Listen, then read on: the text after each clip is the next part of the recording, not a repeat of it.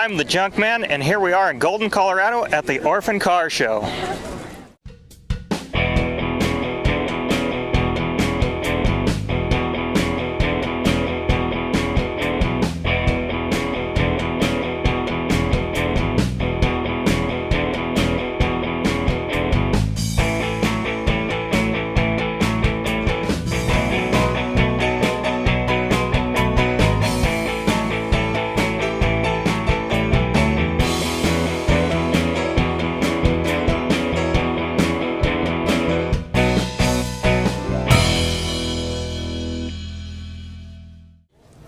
Well, I'm the Junkman, and we're sitting in a 1930s Willys Knight. This car is owned by Dwayne and Maxine Rodig of Morrison, Colorado. I, at about age 13 or 14, was actually one of the ones that helped restore this car. This car has some interesting features, one of which is this fingertip control, which actually is found on a lot of modern cars today, just not in place of the horn button. But this control controls your horn. You pull it out, starts the car, and click it in different directions, controls the different lights, so high, low, and parking lights. Another interesting feature of these cars is they actually have a wide array of gauges. Other cars of the time period would not have any engine management displays, such as we have a gauge for the generator. We also have an engine temperature gauge, which contrasts that to, say, like a Ford or Chevy of the era would have had a popular accessory, the motometer, which you would see out on the end of the radiator, and you'd look out through the windshield to see your engine temperature. Also, we have an oil pressure gauge, very progressive, very unique for the era, as well as a gas gauge. And that's another thing about this car. This car features a 10-gallon gas tank.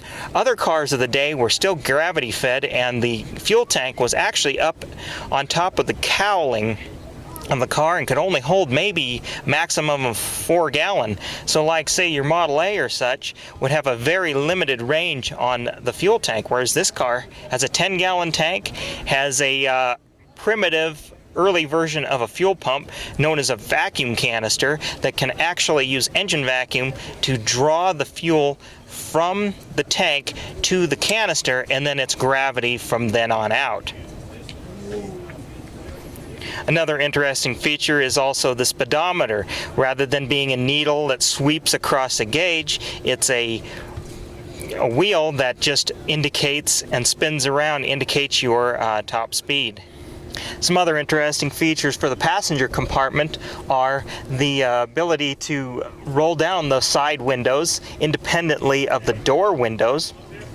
Also, little pull-down roll-up shades. And for a unique, classy touch, you have the little vases for a rose or some flowers. Another unique feature of this car is also that it has a dome light. Cars of this period, stuff like that just was not found. This is pretty fancy for a car of this time.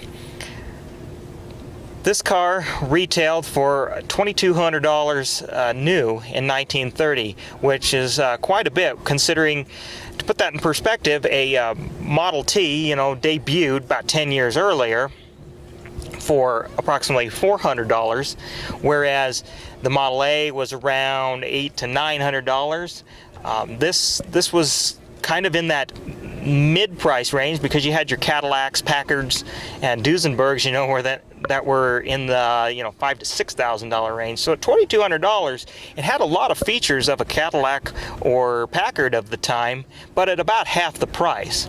But still a pricey car for the average person. Now let's move on to what makes this car the most unique, is the engine.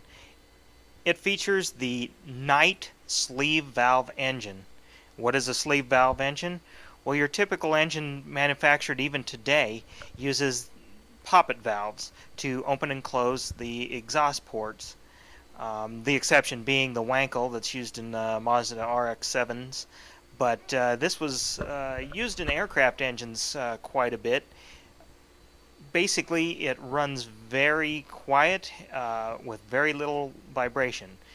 Instead of having a camshaft that would control or operate the valves and the intake and exhaust timing, it has another crankshaft that runs at half the speed that runs the sleeves up and down within the cylinder. And within the sleeves, there is the piston running up and down, and there's ports on the block that line up with the ports on the sleeve for the intake and exhaust respectively. And when the appropriate timing for the intake port to open and close is totally determined by the sleeve moving up and down independently of the piston.